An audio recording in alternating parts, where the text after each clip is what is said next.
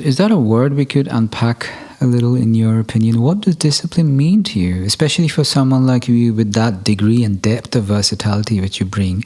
To someone like you, what does the word discipline mean? Well, now my discipline concept changed a little bit because I used to think of a discipline like a punishment. Yes, that sometimes it seems like a punishment or torture. But now I found out recently that discipline is a balance. Yeah. I mean, you know that our brains just like to stay in a comfort zone.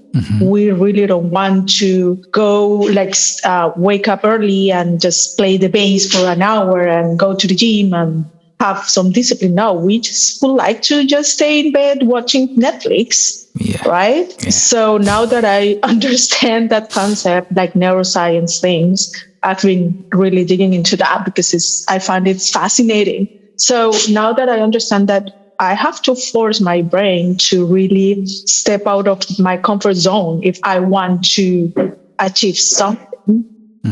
But also, I understood that I have to be compassionate to myself. And this is a result of knowing myself better, right? Like this year, I went through a process of deeply understanding and getting to know myself intimately. And now I can say, okay, I'm going to stay really on my discipline thing during the week.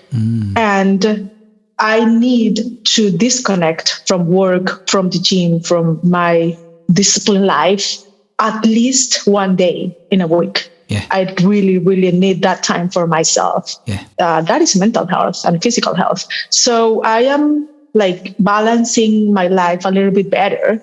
And that to me is discipline, is being consistent, but also giving me grace to understand and say, okay, it's enough. I'm going to take a nap when I need it. You know what I mean? Absolutely. So, yeah, now for me, discipline is being able to have a balance in my life. Beautiful. That actually is very close to my definition of it. I look upon it as the other side of freedom. Yes.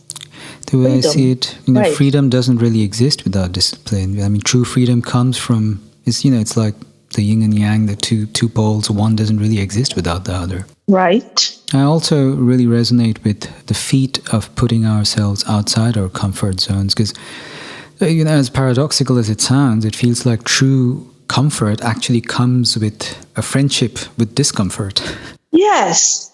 Actually, I was reading the other day that we release these hormones like oxytocin, and when we have a pleasant experience, right?